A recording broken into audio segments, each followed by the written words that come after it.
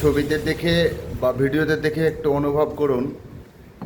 আপনার বাড়িতে বা আপনার নিজের যদি 4টা সন্তান থাকে, আমার মনে হয় এক গ্লাস জল যদি চান তো মনে হয় পাওয়া যাবে না। কিন্তু মেয়ে সন্তান যদি আপনার একটাও থাকে, জল চাইলে মেয়ে সন্তান আপনার সবার আগে জলটা নিয়ে এসে আপনাকে দিবে আমার মনে হয়। এই দুটো বাচ্চাকে দেখে মনে হলো যে এরা মনে হচ্ছে স্বর্গের মানে স্বর্গের একটা অংশ থেকে এরা চলে এসছে এই দুনিয়াতে।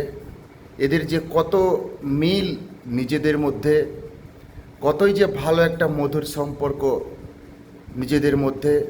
দেখুন আপনারা, আপনাদের দেখার উদ্দেশ্যে কিন্তু আজকের এই ভিডিওটা পোস্ট করা হলো। যদি ভালো লাগে, আপনারা হয়তো জানেন ইসলাম ধর্মে বলা হয়েছে একটি মেয়ে সন্তান মানে একটি রহমত একজন মা বাবার কাছে।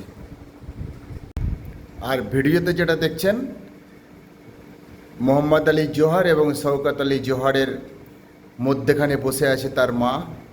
ইনি হচ্ছেন সেই যুগের মা যখন ভারতবর্ষকে শাসন চালাতো একমাত্র ইংরেজরা। তখন ইনারা দুজনই, শওকত আলী জোহর এবং মোহাম্মদ আলী জোহর, সেই ভারতবর্ষকে স্বাধীন করার জন্য স্লোগান তুলেছিল, যার জন্য এই ভারতবর্ষের ইংরেজ শাসনরা তখন সেই সময়কার ইংরেজ শাসন এই দুই ভাইকেই অ্যারেস্ট করেছিল বা গ্রেপ্তার করেছিল।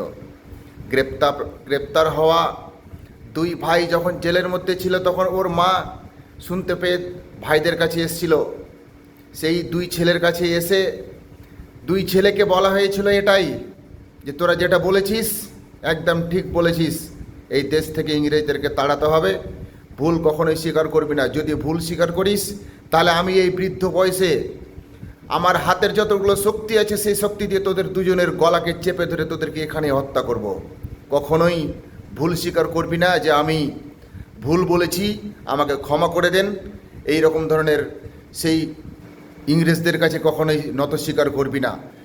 সেই মোহাম্মদ আলী জোহরের ইউনিভার্সিটি আজকে ভারতবর্ষের কোনো মানুষ বা আজকে ভারতবর্ষের প্রধানমন্ত্রী সেই ইতিহাস ভুলে গিয়ে আজকে বলছে মোহাম্মদ আলী জোহর একটা অবৈধ সম্পত্তির মধ্যে স্থাপিত হয়েছে, এটাকে তাড়াতাড়ি বুলডোজার দিয়ে ভেঙে ফেলা হোক। দর্শক, বিচার বিবেচনা আপনারা করে কমেন্টে অবশ্যই জানাবেন যে মোহাম্মদ আলী জোহর ইউনিভার্সিটি রাখা যাবে না যাবে না, সেটা কতটা আপনাদের মধ্যে জায়গা দিচ্ছে বা কতটা ভালোবাসা আছে এই মোহাম্মদ আলী জোহর ইউনিভার্সিটির জন্য, আপনারা কমেন্টে অবশ্যই জানাবেন।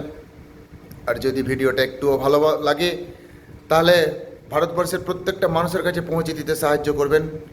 লাইক, শেয়ার, ফলো করে আপনারা পাশে থাকবেন।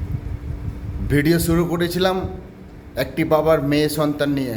দর্শক, এই রকম একটি বাবার মেয়ে সন্তান যদি ভারতবর্ষকে স্বাধীন করার জন্য দুটো সন্তানকে এগিয়ে দিতে পারে ইংরেজদের হাতে, তাহলে আমরা কেন পারি না?